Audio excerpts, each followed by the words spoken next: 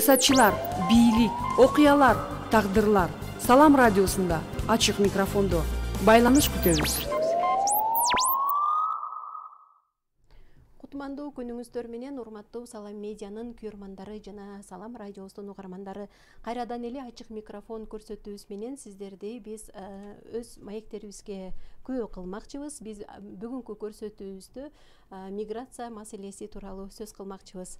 Бул багытта биз маек куруу үчүн атайын көрсөтүүбүзгө конокторду чакырганбыз. Анда эмесе бүгүнкү көрсөтүүбүздүн коноктору менен тааныштырып өтсөк, Кыргыз Республикасынын Тышкы иштер министрлигинин алдындагы Тышкы миграция департаментинин миграция саясаты бөлүмүнүн башчысы 2021-2030 жылдарга Кыргыз Республикасынын миграциялык саясат концепциясын иштеп чыгуу боюнча ведомстволор аралык жумушчу тобунун мүчөсү Алмаз Ашыркулович Асановду бүгүнкү көрсөтүүбүзгө чакырганбыз. Ошондой эле дагы бир көрсөтүүбүздүн коногу бул миграция маселелери боюнча көз карандысыз эксперт же болбосо серепчи Самат Николаевич Токтоболотов биздин бүгүнкү көрсөтүүбүздүн коноктору болмокчу.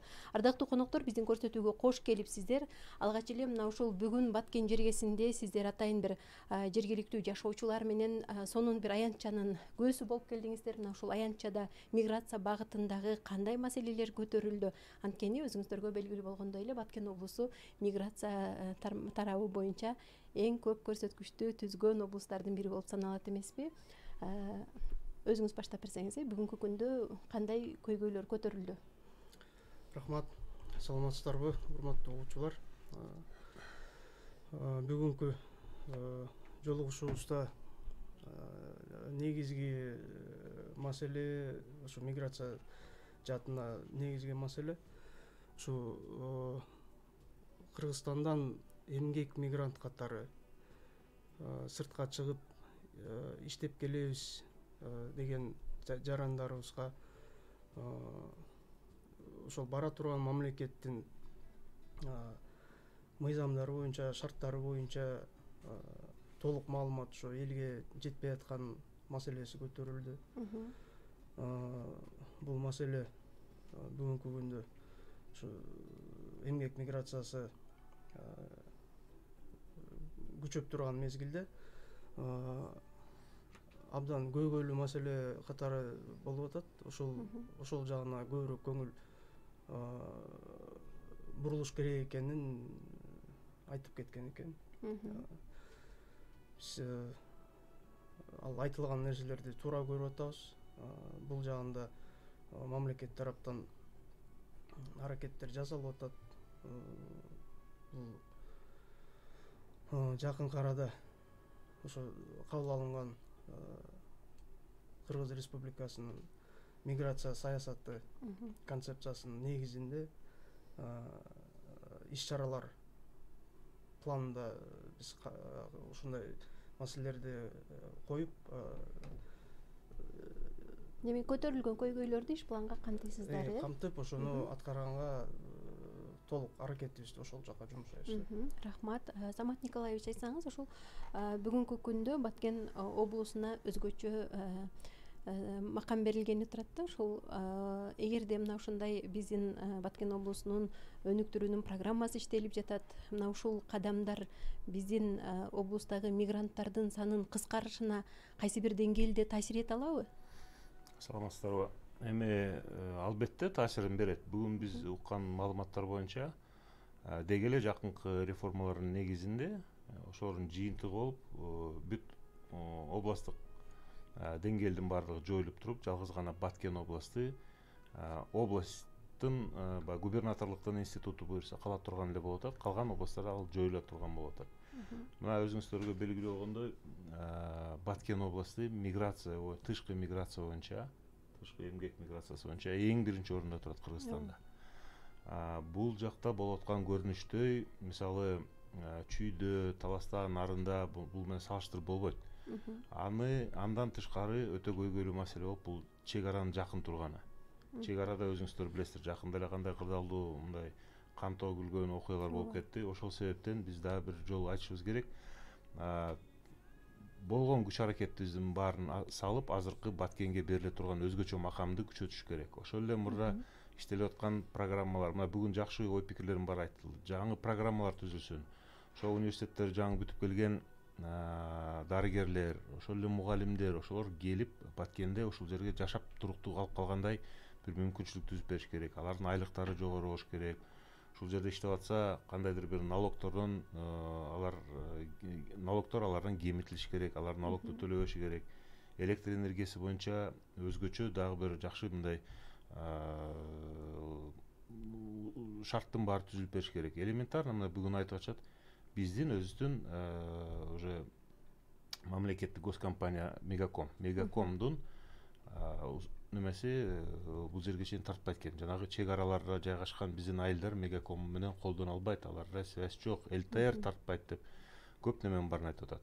Өзүңүз билесиз, ошол социалдык жактан бүт жакшы шарттын баары түзүлүп берсе, жаңы ишканалар ушул жерде ачылса, суу маселеси чечилсе, элдин кетип жаткан азыркы саны кыйла эсе азаят. Биз ага терең ишеничтебиз. Анткени бул баягы болуп эле жүргөн көрүнүштөр, бул негизи дүйнө жүзүндө болуп келаткан процесстер деп айтсак болот. Рахмат. Алмаз Ашыркулович, айтсаңыз, ошол бүгүнкү күндө Кыргыз Республикасынын миграциялык саясат концепциясын иштеп чыгуу боюнча атайын жумушчу топто иштеп жатат экенсиздер. Ошол учурда Баткен облусу эле эмес, жалпы эле өлкөбүздө жумушсуздуктун санын кыскартып, анан ошол сыртка жумуш издеп кеткендердин бул жакта жумуш орундары болуусу боюнча дагы кандайдыр бир шарттар мамлекет тарабынан атайын бир мүмкүнчүлүктөр каралып жатабы? Биринчиден тактап айтып кетсек, Кыргыз Республикасынын миграция саясаты концепциясы бекитилген. Бекитилип 4 майда өкмөттүн 191 токтому менен бекитилген. Негизги маңызы, концепциянын негизги маңызы бул узак мөөнөткө жазалган концепция, 10 жыл. Концепциянын аткарылышы 2 этапка бөлүнгөн. Концепциянын өзүндө бекитилген 2 этапка. Биринчи этап 2021 жыл, 2025, экинчи этап 2025-2030 жыл. Ошондо негизинен кандай маселелер каралган ошол кабыл алынган концепцияда? Концепцияда бүгүнкү күндө көйгөй маселе болуп аткан нерселердин баары каралып, ошол маселелерди чечкенге багытталган да. Ошол маселелерди чечкенге кандай десем, кадамдарды, мероприятияларды бекиткен иш-чаралар планы бүгүнкү күндө жазылып жатат. Анын үстүндө жумушчу топ иштеп атат. Ведомстволор аралык жумушчу топ. Ар бир мамлекеттик органдын кандайдыр бир тиешеси болсо, ошол мамлекеттик органдын кызматкерлери, өкүлдөрү ошол жумушчу топто көрсөтүлгөн. Ар ким өзүнүн карамагы боюнча сунуштарын берип, ошол маселени кандай чечебиз, ошонун баары, ошонун үстүндө иштер жүрүп атат азыр. Буюрса бир аз калды. Жыйынтыгы бүгүн сиздер ошол Баткен жергесинде болгон жумушчу сапарыңыздарда миграцияга байланышкан бир канча көйгөйлөрдү жеринен угуп көрүп, ошол көйгөйлөрдү дагы чечүүгө ошол жумушчу пландын иш-чараларына кошууга мүмкүнчүлүк бар турбайбы? Албетте. Жакшы экен. Ошол эле учурда мына өзүңүздөргө белгилүү болгондой эле акыркы кездерде дүйнөнү дүрбөлөңгө салган ковид илдетинен улам биздин мигранттарыбызга дагы бир кантар кыйынчылыктар жаралып жатат да. Бүгүнкү күндө ушул багытта сиздерге кайрылгандар барбы? Ошол тесттерди же болбосо анализдерди тапшыруу миграцияга кетип аткандар үчүн, миграциядан келгендер үчүн кандай тартипте? Эми бул жагында айтып кете турган болсок, бүгүнкү күндө миграция кызматы деген кызмат жок. Азыр тышкы миграция департаменти түзүлүп, ал Тышкы иштер министрлигинин карамагына кеткен. Кызмат учурундагы болгон Россия Федерациясында кызматтын өкүлчүлүгү жоюлуп, ал анын кызматкерлери элчиликтин алдына кетти. Бул деген мамлекет тараптан жазалган себеби статусту чоңойтуу аракеттери болду. Ковид менен байланыштуу процесс, миграция процесстери бүгүнкү күндө эгер тактап айта кетсек, биздин жарандар Россия Федерациясына чыгып, ишке чыгып же башка бир маселе менен чыга турган болсо, алар түзмө-түз ошо Россия Федерациясынын эреже шарттарына тиешеси болот да. Ал тарап кандай шарттарды койсо, ошол шарттарды аткарыш керек болуп калат. Биздин мамлекет тараптан кандайдыр бир тоскоолдуктар жок чыгып кеткенге. Бул жерде болгону жана авиакомпаниялар биздин жаранды самолетко отургузардын алдында ошол справкаларын сурап текшеришет да. Бул коопсуздук маселеси да. Демек, бул аракеттердин баардыгы биздин жарандарыбыздын ден соолугунун коопсуздугу үчүн. Жакшы экен. Самат Николаевич, айтсаңыз, ошол миграция маселелерине байланышкан ошол сырттагы мигранттарыбыздын, ички мигранттарыбыздын бир катар көйгөйлөрү бар да. Мына ошол бүгүнкү күндө мигранттардын укуктары жетишерлик деңгээлде корголуп жатабы? Эгер кайсы бир көйгөйлөр болсо, сиздер тараптан ошону чечүүгө катышкан учурларыңыз барбы? Эми андай учурлар бизде өтө эле көп болду. Мен өзүм негизи Москвада дагы 8 жыл ошо миграциялык өкүлчүлүктө иштеп келип, ал жерде мигранттар менен күнүмкү биздин алардын маселелерин чечүү бул биздин күнүмкү жумуш болгон да. Азыркы күнү болсо, мына Алмаз Ашыркулович айтып кетти, миграциялык өз алдынча мекеме жоюлган. Азыр бул министрликте көптөгөн департаменттердин бири болуп гана саналып калган да. Бирок ошол эле бойдон баягы эски ичинде болгон бүт отделдердин баары толук сакталып калбай, аларды да бөлүп, жарып, жармысы Минздравга кетип калды, жармысы Министерство иностранных делге кетип калды. Эми негизинен биз мурда эле берген рекомендациялар боюнча 800 миңден миллионго чейин киши тышкы миграцияда жүргөндөн кийин алардын маселесин терең изилдеп, жакшы бир жумуштар жүргүзүү үчүн өзүнчө бир министрлик керек. Службада эмес, кызматта эмес, өзүнчө министрлик керек. Ал министрликтин жер-жерде, областтарда, райондордо өзүнүн өкүлчүлүктөрү болуш керек. Терең калк менен терең жумуш жүргүзүш керек. Мындай бүгүн да мына суроолор болуп атат. Биз миграцияга чыгып атабыз, биз кайсыл жерге барып, кимден маалымат аларыбызды биз билбей атабыз. Эмне кылабыз, кантебиз, биз айыл өкмөткө барсак, айыл өкмөт эчтеке билбейбиз деп атат деп. Мурда биздин өкүлчүлүктөр бар болчу. Жумуш аябагандай жакшы жүрүп аткан, Кудайга шүгүр. Эми миграция уламдан улам күчөп аткан кезде өзүнчө бир мекеме болуш керек деген биз терең ишенич бул. Бүт болгон миграция боюнча иштеген эксперттердин сунушу, алардын айткан анализдердин негизинде чыккан чечим да бул. Москвада да жүргөндө, Россияда жүргөндө биздин диаспоралардын баардыгы көптөн көп суранган. Садыр Нуркожоевич бизге отдельный министрлик түзүп бергиле. Миллион киши сыртта жүргөндө ошону карап берсеңиздер болот эле деп. Мына ушул учурдан сөзүңүзгө аралжы, бүгүнкү күндө биздин өлкөбүзгө сырткы мигранттарыбыздан бир катар көлөмдөгү суммадагы ушул акча каражаты келип түшүп, биздин экономикабыздын басымдуу бөлүгүнү ошол биздин мигранттарыбыз көтөрүп аткан соң, анан аларга биз алардын бул жакта калган балдарынын укуктарын же алардын дагы бир кошумча бир ушундай көйгөйлөрүн чечкенге атайын ушул сиздер бардыгы эле ошол миграция боюнча иш алып барган эксперттер, серепчилер аракет кылып атат дейсиз. Ошонун бир натыйжалуу тыянагы болору дайынбы же азырынча белгисизби? Балким ушундай бир өлкөбүздө уюштурулуп жаткан бүгүнкү иш чаралардын натыйжасы менен сиздер конкреттүү сунуштарды берип жатасыздарбы деген суроо жаралат да. Конкреттүү сунуштар болуп атат эми азыркы убакта миграция аябай эле мындай популярный болуп атпайбы. Көп чет элдик уюмдар, мекемелер, алар жакшы бир проекттер сунуштап, изилдөөлөр жүргүзүлүп атат.